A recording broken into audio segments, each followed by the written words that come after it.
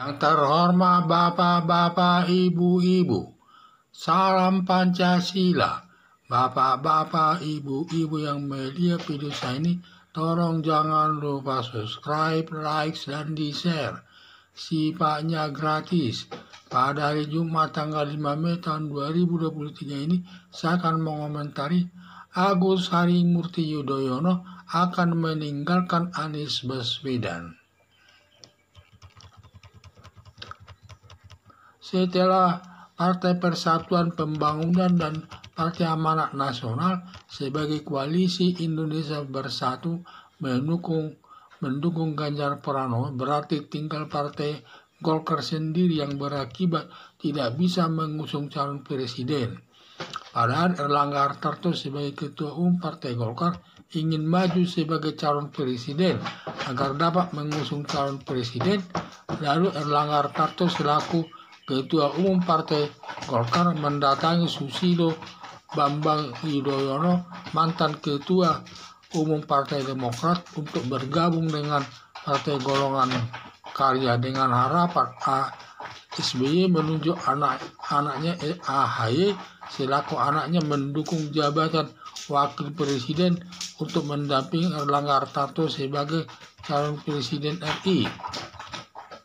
Kelihatannya AHY bersedia sebagai wakil presiden dengan Erlangga Hartarto. Dengan demikian, dengan bergabungnya Partai Demokrat dengan Partai Golongan Karya, sudah cukup syarat threshold sebesar 20% mengusung calon presiden Erlangga Hartarto dengan AHY wakil presiden RI.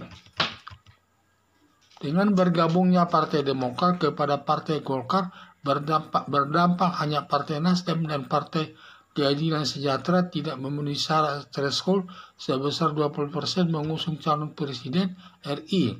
Dengan demikian, Anies gagal mencalonkan sebagai calon presiden karena Partai Nasdem dan Partai Keadilan Sejahtera tidak cukup suaranya sebesar 20% mengusung Anies Baswedan.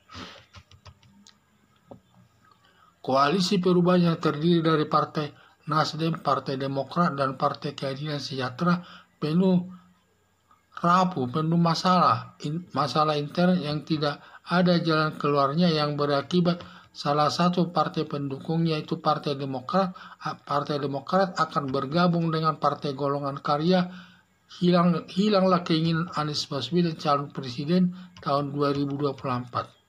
Harapan saya dalam berpolitik tiada teman yang abadi, yang ada kepentingan yang abadi.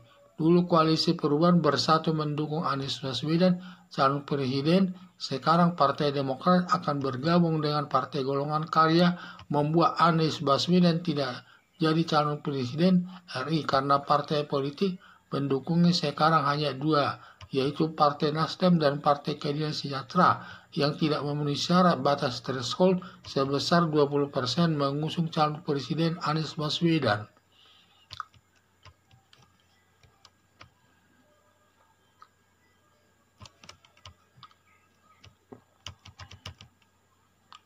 Setelah PAN dan P3 mendukung Ganjar Pranowo calon presiden. Setelah P3 dan PAN sebagai koalisi Indonesia Bersatu mendukung Ganjar Pranowo, berarti tinggal Partai Golkar sendiri yang berakibat tidak bisa mengusung calon presiden. Padahal Erlangga Hartarto sebagai Ketua Umum Partai Golongan Karya ingin maju sebagai calon presiden agar dapat mengusung calon presiden.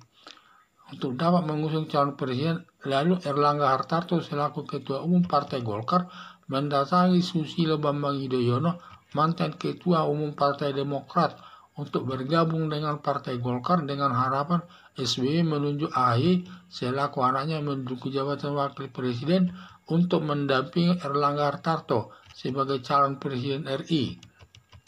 Kelihatannya AHY bersedia sebagai wakil presiden dengan Erlangga Hartarto. Dengan demikian bergabungnya Partai Demokrat dengan Partai Golongan Karya sudah cukup syarat threshold sebesar 20% mengusung calon presiden Erlangga Hartarto dengan AHY wakil presiden RI.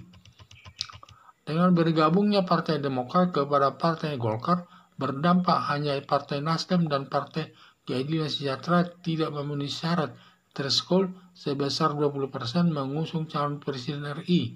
Dengan demikian Anies Baswedan gagal mencalonkan diri sebagai calon presiden karena Partai Nasdem dan Partai Keadilan Sejahtera tidak cukup suaranya sebesar 20% mengusung Anies Baswedan sebagai presiden RI. Koalisi perubahan yang terdiri dari Partai Nasdem, Partai Demokrat, dan Partai Keadilan Sejahtera rapuh penuh masalah internal yang tidak ada jalan keluarnya, yang berakibat salah satu partai pendukungnya yaitu Partai Demokrat akan bergabung dengan Partai Golongan Karya. Hilanglah keinginan Anies Baswedan calon presiden tahun 2024 nanti. Harapan saya dalam berpolitik, tiada teman yang abadi, yang ada kepentingan yang abadi. Dulu koalisi perubahan bersatu mendukung Anies Baswedan calon presiden, sekarang Partai Demokrat akan bergabung dengan Partai Golongan Karya membuat Anies Baswedan tidak jadi calon presiden RI karena partai politik pendukungnya sekarang hanya dua, yaitu Partai Nasdem dan Partai Keadilan Sejahtera yang tidak memenuhi syarat batas threshold sebesar 20% mengusung calon presiden Anies Baswedan. Sekian dan terima kasih.